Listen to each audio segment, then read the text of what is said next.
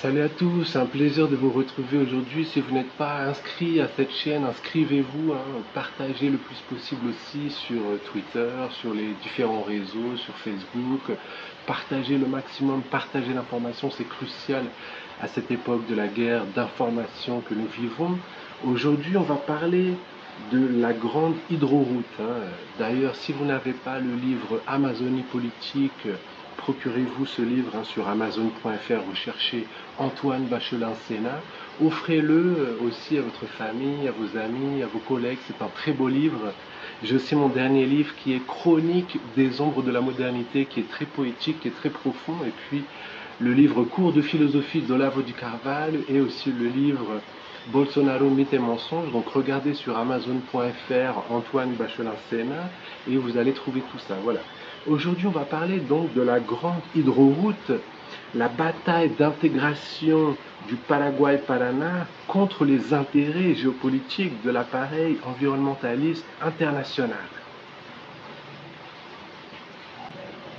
En regardant la carte de l'Amérique du Sud, il est facile de voir que l'axe naturel d'intégration du sous-continent dans la direction nord-sud est formé par les rivières Orinoco, Nègre, Amazone, Madeira, Guaporé, Paraguay, Paraná et Prata, qui s'emboîtent en fait entre les Andes et le Cerrado, s'étendant sur environ 10 000 km², interrompu par un seul point sec entre guillemets, situé entre les bassins de l'Amazone et du Paraguay, Paraná, Plata.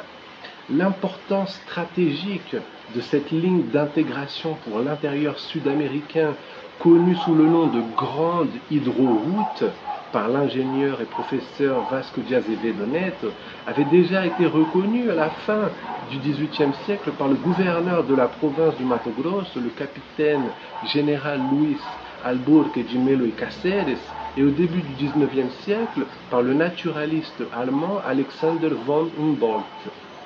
En juin 1992, les gouvernements de l'Argentine et du Brésil, du Paraguay et de l'Uruguay ont signé un accord sur le transport fluvial par l'hydroroute Paraguay-Paraná lors d'une réunion à Las Leñas en Argentine, établissant des plans pour garantir la navigation avec un tirant d'eau de 6 pieds sur un tronçon de 3442 km entre Caceres au Mato Grosso et Nueva Palmira dans l'Uruguay.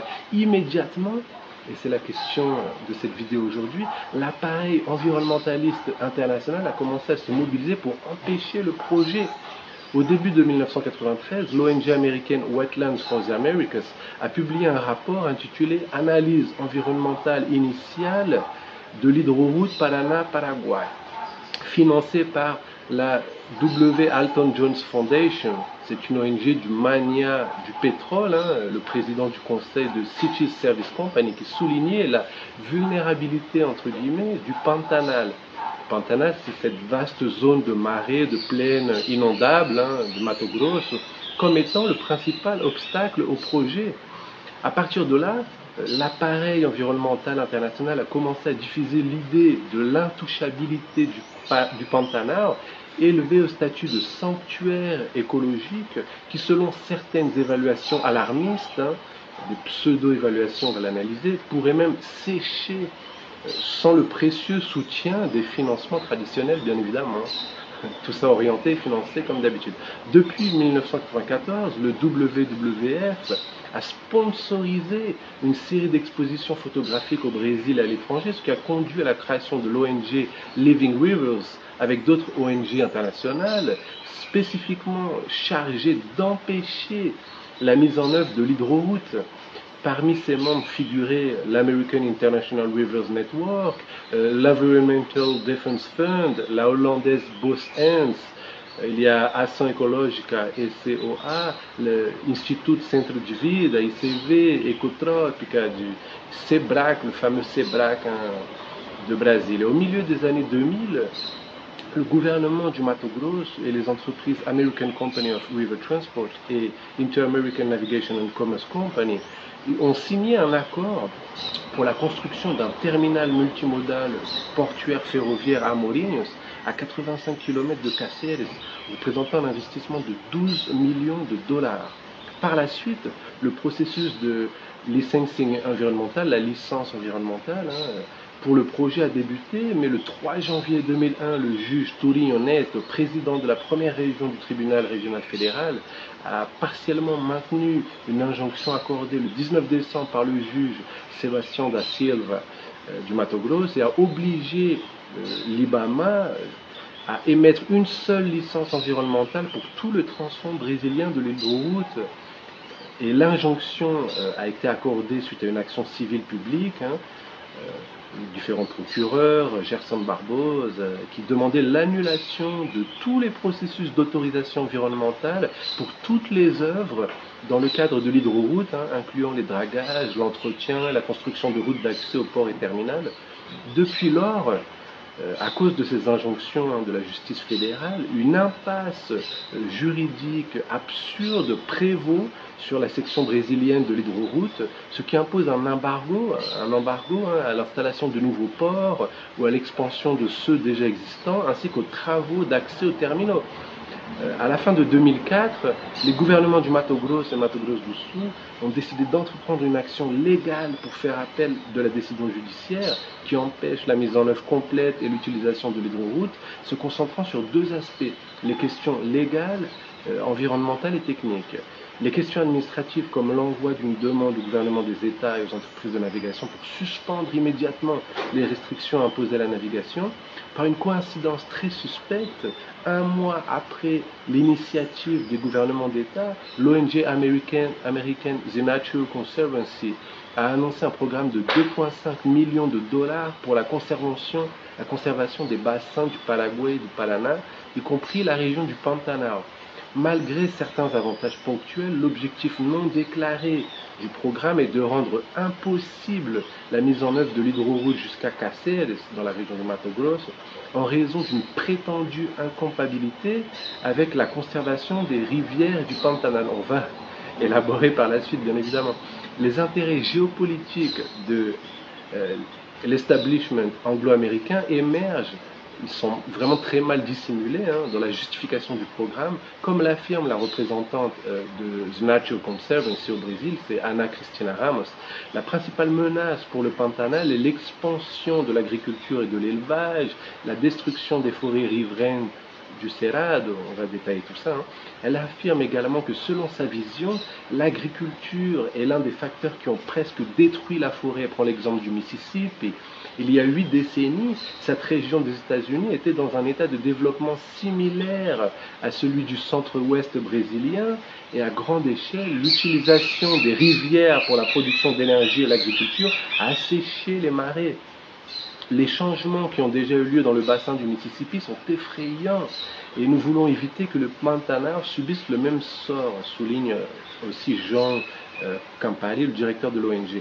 Cela signifie essentiellement que selon cette conception, au nom d'impacts environnementaux hypothétiques, on va revenir sur les recherches pseudo-scientifiques, la zone d'influence de l'hydroroute Paraguay-Paraná ne peut pas atteindre un développement similaire à celui fourni par l'extraordinaire système hydroviaire Mississippi, Missouri, Ohio aux États-Unis, sans lequel il n'y aurait pas la fameuse ceinture verte américaine, sans laquelle, à son tour, les États-Unis ne seraient pas les plus grands producteurs agricoles du monde.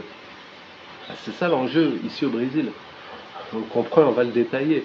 Le 4 mars 2005, le gouvernement de Mato Grosso a organisé un grand séminaire international sur l'infrastructure multimodale à Cuiabá, où l'hydroroute était l'un des principaux sujets discutés. L'hôte du séminaire, le gouverneur Blairo Magui, a clairement indiqué qu'il y aurait besoin de coopération entre le gouvernement, le ministère public et le judiciaire pour trouver une sortie de l'impasse technique, juridique qui empêche le développement complet de l'hydroroute. L'importance stratégique du mode fluvial pour cette région du Mato Grosso a été expliquée par le secrétaire d'État pour l'infrastructure, Luis Antonio Pag, dans un entretien qui était publié en 2005 par le magazine Tecnologistica. Mato Grosso, c'est l'état des eaux. Si la loi nous permet de transformer nos hydroroutes en routes navigables, nous contribuons de manière décisive au développement de la région. à la réduction des coûts de transport pour nos produits. Cela signifie principalement réduire les coûts des aliments et générer des emplois et des revenus dans la construction navale. Les complexes hydrologiques dans ces régions, hein, les rivières Moches, Araguaia, Telespires, Tapajós, Guaporé, dont la navigation peut être pleinement habilitée avec la mise en œuvre de certains projets hydroélectriques et d'écluses, elle est décrite dans un rapport, hein, et il est catégorique. Dans certains tronçons, on peut dire qu'il y a un début d'infrastructure hydrologique, mais c'est encore loin d'être comme les canadiennes, américaines, européennes. Il est donc nécessaire de nettoyer les canaux, de reconstruire les ponts bas et étroits, de consolider les berges pour prévenir l'ensablement des rivières. Il a souligné, comme si tout cela n'était pas suffisant, attention, nous avons l'ignorance totale de procureurs payés ou de pseudo-écologistes internationaux qui ne savent même pas ce qu'est une vague et le bien qu'elle fait pour les berges en prévenant l'érosion. Mais nous voyons des rapports de ces autorités qui sont purement absurdes. Personne ne veut contourner les lois environnementales, mais nous voulons être indépendants, que les décisions sur les hydroroutes soient brésiliennes et non influencées par des organisations qui défendent des emplois dans l'hémisphère nord. Voilà une des questions. Hein. Les hydroroutes ne sont pas un problème, mais une solution pour le Brésil.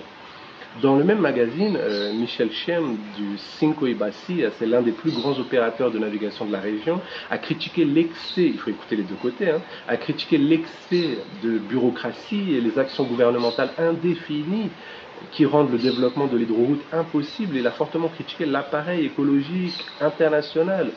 Nous avons toujours connu cette attaque du terrorisme environnemental. Nous souffrons des actions des procureurs environnementaux qui, en accord avec des ONG environnementales étrangères, imposent un pacte démoniaque pour empêcher le développement du Brésil. Michel Chem souligne que la responsabilité environnementale est indiscutable, bien sûr, et doit être observée, mais il assure que, en tant que citoyen et entrepreneur brésilien, je suis générateur d'emplois, payeur de taxes, et nous ne pouvons pas accepter l'utilisation des questions environnementales comme moyen de subsistance pour des milliers d'ONG. On rappelle qu'il y a 850 000 ONG au Brésil qui ne bénéficient pas de transparence concernant leur financement. Voilà, c'est très opaque et justement on demande la transparence. Il continue, ces ONG sont financées par du capital étranger avec des versions fantastiques et irrationnelles dans leur rapport, hein, qui ne résistent pas au moindre argument technique. Contre ces ennemis du Brésil, nous sommes et serons des adversaires féroces. Il reste optimiste sur l'avenir du mode fluvial dans le pays brésilien et estime qu'à long terme, il y a une interconnexion de la route fluviale avec les rivières Madeira et Jauru dans le bassin amazonien. Il sera possible d'établir un système multimodal de 10 000 km de Buenos Aires jusqu'à Iquitos au Pérou. C'est une perspective d'intégration pour l'intérieur de l'Amérique du Sud qui inquiète justement ceux qui sont dupés par le discours de la mafia environnementale internationale. Et cette perspective d'intégration pour l'intérieur de l'Amérique du Sud perturbe vraiment beaucoup de têtes parmi les plus puissants de l'hémisphère nord. Voilà, merci, à la prochaine.